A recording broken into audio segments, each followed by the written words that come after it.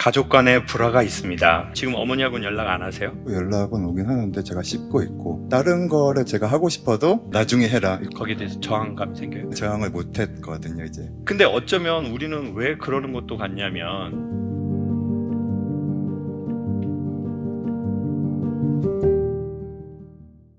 가족 간의 불화가 있습니다. 정확히는 가족 구성원들이 가족으로 느껴지지 않습니다. 물론 키워주신 은혜는 압니다. 그런데 어린 시절부터 방임되거나 내가 하고 싶은 것보다 부모님이 원하는 것을 먼저로 삼는 삶을 살아왔습니다. 지금은 독립해서 아예 만나지도 않습니다. 그 시간 동안 바보 같았던 제가 보이는 것 같고, 너무 늦어버려서 남들과 출발선이 다른 것 같아 허약해지고, 때론 사람들이 아직 만나고 싶지 않습니다. 어디 계셔요? 네, 선생님 소개 한번 해주십시오. 37살이고요. 서울에 지금 살고 있고, 네. 말 그대로 독립한 지 7년, 5년 정도 됐습니다. 네. 근데 이게 말이 우리가 되게 반대쪽에 있는 느낌인 게, 우리가 방임도 됐는데 그러면은 보통은 방임했으니까 그건 네가 하고 싶은 대로 해. 그럼 이쪽으로 나가는데, 지금 선생님 글은 방임은 됐는데 부모님이 원하는 거를 또 목표로 삼고 이렇게 됐다는, 이게 어떤 얘기일까요? 결과만 중요하고 과정은 중요하지 않았어요. 뭐 예를 들면 어떻게 뭐 얘기하시거나 제가 교육하셨어요? 이제 사회복지를 부전공했었는데, 네. 그거를 어머니의 권유로 시작을 하게 됐는데, 저는 어머니가 뭐 이런 뭐 가이드라인이라도 주실 줄 알았는데, 그냥 그때 이후로는 한마디 말도 없이 그냥 너가 알아서 해라. 그러니까 어딘가에 툭 떨어 놓으면은 얘가 알아서 어디 굶어 죽지 않을 정도, 그런 사람이 되게 원했던 것 같아요.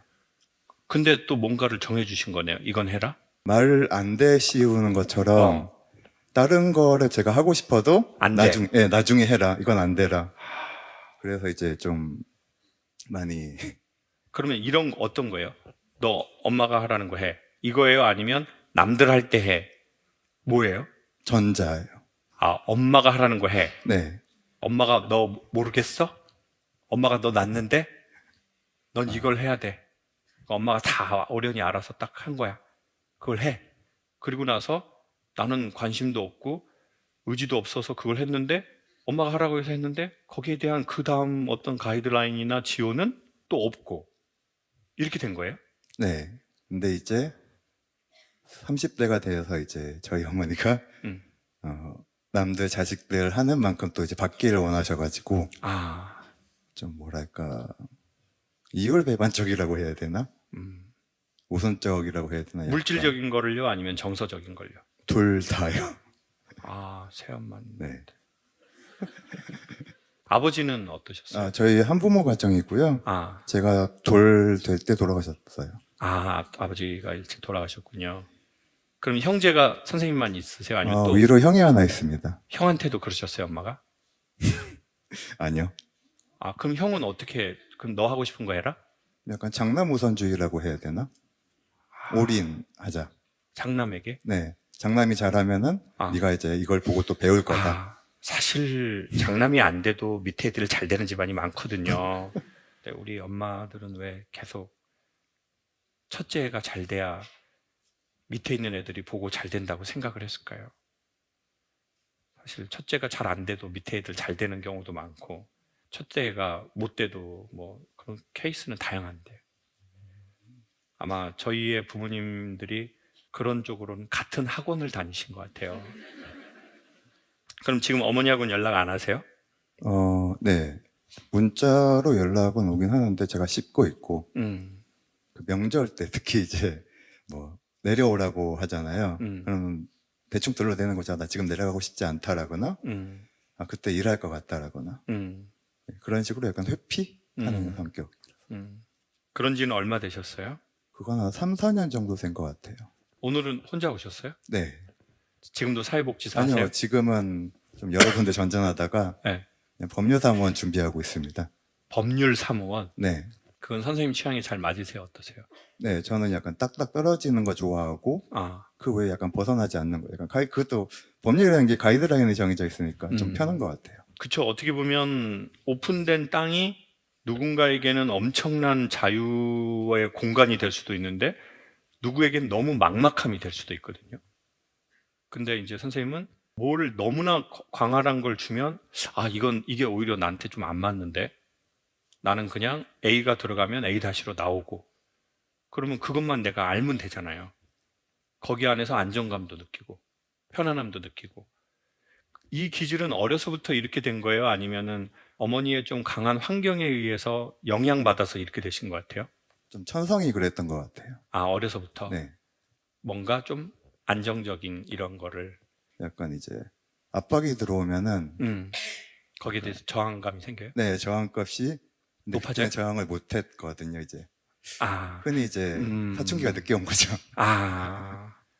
그러면은 다른 인간관계도 영향을 미칠 수 있을 것 같은데.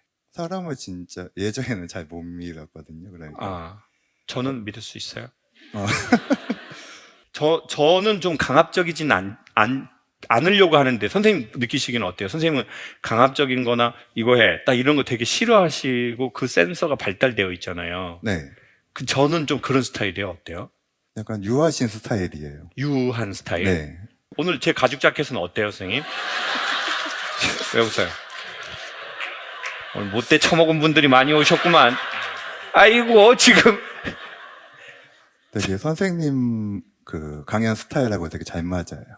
그래요? 네, 제가 이거 왜 입은 줄 아세요? 깔맞춤 때문에. 저 숲에 사는 스머프 같죠?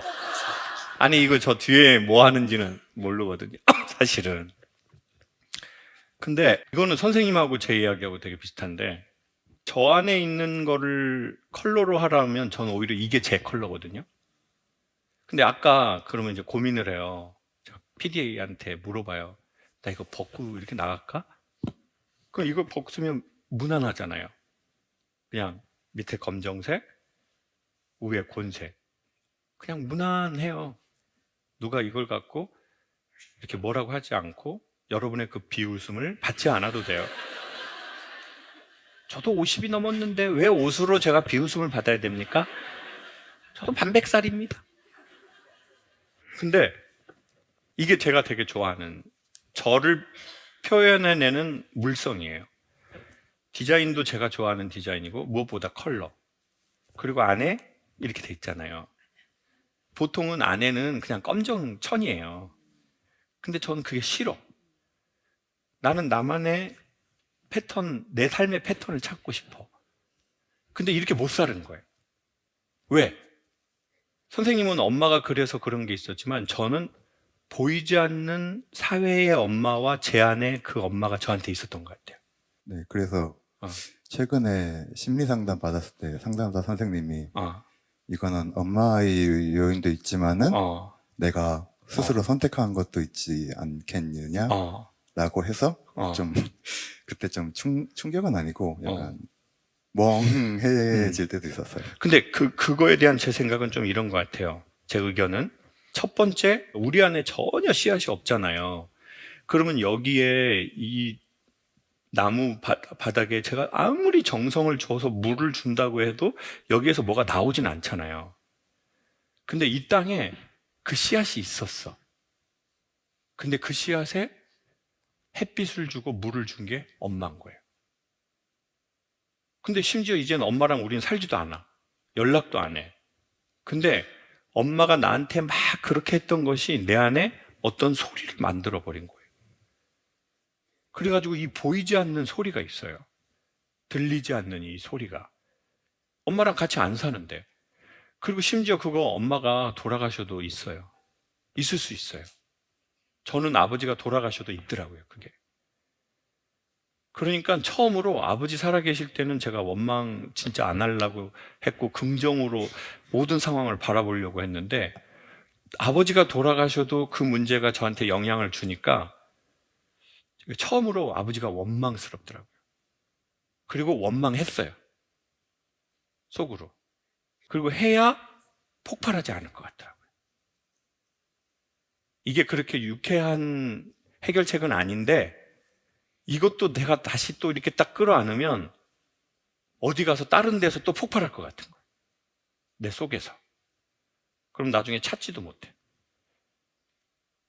마음, 정신 어디에서 폭발했는지를. 그래서 제가 생각하기에 엄마가 만약에 되게 강한 분이셨고 아주 센 분이었고, 그리고 또 그때 우리는 어렸잖아요. 부모가 준 충격하고 자식이 받는 충격하고는요 완전 달라요. 그게 어떻게 경고를 주는 것이고, 뭐 되도 않은 소리죠. 그러니까 부모가 그거를 알았던 몰랐던, 그거는 제가 보기에 맞지 않는 말이거든요. 그러니까 부모를 원망하고 싶어서 하는 말이 아니라 이 사실을 일단 접근해야 되잖아요, 우리가. 그래서 제가 보기에 그 어린아이가 많은 충격을 오랜 시간 받았겠죠. 물론 또 나중에 더 시간이 지나서 생각해보면 엄마는 아버지가 너무 일찍 안 계셨기 때문에 그 울타리 역할을 엄마가 또 하려고 하시는 게 되게 강했겠죠. 아빠 없다는 소리 듣고 싶지 않고, 그게 그때는 되게 많았었으니까. 집에 남자 구두를 갖다 놓는 집도 있었어요. 누가 외부에서 올 때 남편의 부재를 알리고 싶지 않아서. 또 그 시절이 있긴 했거든요. 근데 어쨌든 선생님은 아주 그런 강한 그 에너지, 막 전기가 흐르는 것 같은 그 안에서 오래 사신 것 같아요. 네, 맞습니다. 전기가 이렇게 있으니까 여기 엄마가 여기 전기를 쳤단 말이에요. 그럼 이제 가다가 이렇게 했을 거 아니에요. 그러니까 여기를 못 나가는 거야, 우리는. 이제 심지어 전기가 안 흐르는데도. 그러니까 안정적 어느 정도의 테두리가 우리한테는 더 편할 수 있겠죠. 그리고 그게 이제 인간관계에도 더 나올 수 있을지도 모르잖아요. 남녀 관계에도. 그래서 여자인데 연애를 우리가, 선생님 싱글이시죠? 네, 싱글입니다. 너무 좋네요. 우리는 그런 상황을 축복이라고 해요. 선생님 지금 뭐 다 고난이 있지만 그거 하나로도 선생님은 축복받았다. 지금 와이프하고 같이 온 남자들은 웃지도 못해, 지금. 지금 웃어야 되는데 또 웃으면 미쳤어? 썩었단 말이야. 근데 그럼 이제 그 연애에도 영향을 미칠 수 있죠. 그 여자가 나를 너무 통제하려고 하거나, 어디야? 왜 이렇게 전화를 안 받아? 메시지 했는데 왜 이렇게 연락 안 해? 뭐 하고 있어? 기다리는 사람 생각 안 해? 그런 연애 경험이 있어요. 어때요? 죄송한데 못소리라 가지고. 뭔가 연애가 안 돼서 안 한 게 아니라 몇 가지 이유가 있지 않으셨어요? 가정에서 그런 거 찾지 못하면 외부에서 찾으려고 하잖아요. 네. 나를 만나는 사람들한테 좀 어렸을 때는 한 20대 중반까지는 막 그 어머니의 약간 그런 보살핌? 이제 사람들이 거기서 이제 약간 떨어져 나간다고 해야 되나? 거리를 둔다고 해야 되나? 부담스럽죠. 네, 맞아요. 더 여자한테 의지도 하고 더 따뜻함을 기대하고, 네. 내가 응석 부려도 따뜻하게 받아주고, 그런 여성을 좋아하셨던 거네요. 그렇죠. 네. 근데 이제 그 여자들이 꺼져 이 새끼야 그래가지고 삐져가지고 말 안 해, 나 말 안 해, 고양이 씨, 나 찾아와. 그랬는데 아우 이 새끼 나이만 처먹었지 이 새끼가. 그럼 또 우리는 상처를 받게 되고, 그래 여자한테 기대한 내가 잘못이다. 우리 엄마도 나를 그렇게 안 해줬는데 젊은 여자들이 나한테 그렇게 해줄 게 뭐가 있냐. 연애도 피곤하다. 누구한테 상처 주고 싶지도 않고 상처 받고 싶지도 않다. 이렇게 된 거죠? 네, 아주 가장 최근까지는 그랬어요. 약간 홀로 지내는 생활을 하다 보니까 제 천성이 또 그래서 그런지 사람을 좀 찾게 되더라고요. 바깥 활동도 많이 하고, 모임 같은 데 가고 있어요? 캘리그라피 동호회. 캘리그라피 동호회. 네, 가입해서 활동하고 있고, 제가 이제 교회를 그때 이제 처음부터 이제 다니기 시작했는데, 이제 교회 방송 팀장을 좀 이제 맡게 돼가지고. 교회 자매님들 많잖아요. 9, 4년생들한테 좀 제가 그러고 싶진 않아가지고. 9, 4년 몇 살이에요? 30? 선생님 36이잖아요. 37인가요, 지금? 87이니까. 97도 좋아요, 선생님. 선생님 지금 너무 그 선입견이셔. 나이 30 이상 먹으면 다 성인이에요, 선생님. 마음을 열어요. 그러니까 제가 처음 교회를 나왔을 때는 이제 아직도 그 상태여가지고 딱 그 공식 일정만 소화하면은 사라지는 사람이었거든요. 근데 어느 날 이제 또 이제 셀 모임 같은 걸 어떻게 하게 될 때는 그 약간 지금 아는 동생 말 빌려보면은 저한테서 아우라가 났대요. 아우라가. 네. 다가오지 마라. 다가오지 마라. 다가오지 마라. 난 여기서 그냥 공식 일정만 하고 끝날 거다. 약간 그런 약간 그 동생이 표현력이 짧네요. 아우라는 긍정의 의미인데 지금 그거는 일종의 어떤 그 개조심이라는 거거든요. 이렇게 맞아요. 그 옛날에 그 집 담벼락 위에 병 깨가지고 맞아요. 거꾸로 이렇게 박아놓고 그 라카로 개조심이라고 지금 그거를 치신 거구나. 네, 맞아요. 그걸 아우라라고 그런 동생 멀리 해야 돼요. 그래가지고요. 솔직히 2년까지 계속 그 상태였거든요. 이제 2년 차? 한 1년 반 차가 되니까 어떤 일을 할 때는 뭔가 필요하겠구나. 그런 게 보여가지고 저도 모르게 움직이게 되고. 그러다 보니까 사람들이랑 대화도 하게 되고. 좋네요. 근데 그 친구들이 지금 97년생인 거예요? 네, 근데 좀 폭이 넓어요. 이제 대학생 된 애들도 있고. 선생님, 숫자에 대해서 좀 마음을 엽시다. 솔직히 저는 약간 아직은 망가져 있다고 생각을 하거든요. 망가져 있다고요? 네, 약간 부서져 있는 거죠. 근데 이게 좀 고치기 전까지는 이게 누구를 만나고 싶지 않아요? 만나고는 싶은데 나의 그런 과거가 그 사람한테 약간 전이 될까봐. 네, 갈까봐. 그것도 다 우기예요. 무슨 말이냐면은 양심 있는 자가 결국 신을 못 믿거든요. 왜냐면은 예수님이 성경에도 그랬어요. 수고하고 무거운 짐진 사람들아 나한테 오라 그랬어. 근데 이제 어떤 양심 있는 사람이 그래요. 예수님, 저도 최소한의 양심은 있습니다. 제 짐은 최소한 제가 해결하도록 하겠습니다. 예수님 많은 사람들 때문에 힘든데 저까지 예수님한테 힘들게 하고 싶지는 않습니다. 제 신상은 최소한 정리하고 그리고 제가 가겠습니다. 네, 제 평소 생활상이 다 그렇게 돼 있어요. 그러니까 선생님이 예수님까지 도와줄 필요는 없는 것 같아요. 근데 어쩌면 우리는 왜 그러는 것도 같냐면 내가 내 모습이 너무 추리하고 거지 같은데 누가 나를 받아줘 본 사람이 있어요. 그래서 엄마가 내가 뭘 잘못했는데 엄마가 이러는 엄마가 있을 수 있어요. 과거에 놀아본 엄마들 있잖아요. 그 놀아본 엄마들이 용서를 잘해줘요. 왜냐하면 지가 용서받을 짓을 많이 해봤거든요. 노는 과정에서. 그러면 이제 남편하고 애가 잘못하면 어쩜 그럴 수 있어? 네가? 이렇게 하는 게 아니라 사람은 실수하고 실패하면서 크는 거야. 너 실수 안 할 수 없고 실패 안 할 수 없고 안 하려고 할 필요도 없어. 그러니까 네가 기억해야 될 건 네 실수와 네 실패와 네 잘못이 아니야. 너 하나님이 인간에게 주신 가장 큰 선물이 뭔지 아니? 그건 사랑이 아니라 망각이야. 너 잊어버려.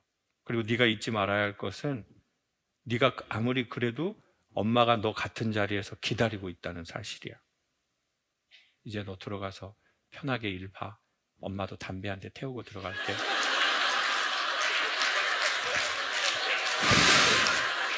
저는 어느 날 그런 생각을 해봐요. 이런 상상을. 내가 만약에 그런 얘기를 듣고 자랐다면 나는 어떤 세계가 됐을까? 네 행동이 마음에 들진 않지만 엄마는 너를 수용해. 그런 말을 우리가 들었다면 우리는 어떤 세상이 됐을까? 여기하고 여기가요. 근데 우리는 보통 뭐라고 들었냐? 네가 어쩜 그럴 수가 있어? 네가 어쩜 그럴 수가 있어? 너 엄마 어떻게 살았는지 몰라? 이제 우리는 이런 얘기를 듣고 자라버린 거예요. 그러니까 우리는 어떻게 됐느냐? 내가 뭔가 온전하지 않고 내가 완벽하지 않아. 그러면 양심이 있기 때문에 누군가에게 그걸 끼치고 싶지 않아. 두 번째, 내가 이 여자에게 저 공동체에게 내가 또 저기로부터 거절당하고 싶지 않아. 그러니 웬만한 건 내가 해결하고 가야 되겠어. No. 그렇게 해서 인간 사회에서 연결될 수 있는 게 그 무엇이 있겠어요? 그러니까 내가 양심 없고, 내가 형편없는 인간이고, 내가 한참 모질라고, 그런데도 내가 수용당한다는 이 느낌, 그게 사실 우리에게 필요한 것 같거든요. 인생 살면서. 그래야 우리도, 나도 내가 마음에 안 드는데도, 그래, 마음에 안 드는데도 그래도 같이 있자. 그래야 조금씩 좋아지죠. 그리고 또 어떤 여성으로부터 그런 사랑도 받아보고. 그래서 오빠 스스로 그렇게 마음에 들지 않아도 저는 오빠 옆에 있고 싶어요. 저는 1997년생이에요. 나는 가슴이 두근거려고. 얼굴에 꽃이 피다. 얼굴에 꽃이 펴. 그냥. 어머니에게서 충분히 받지 못했던 그 수용성을 신으로부터든 삶으로부터든 친구로부터든 진리로부터든 선생님이 경험하게 되기를 마음에서 진심으로 바라드리겠습니다. 우리 본인 자신한테 메시지 한번 합시다.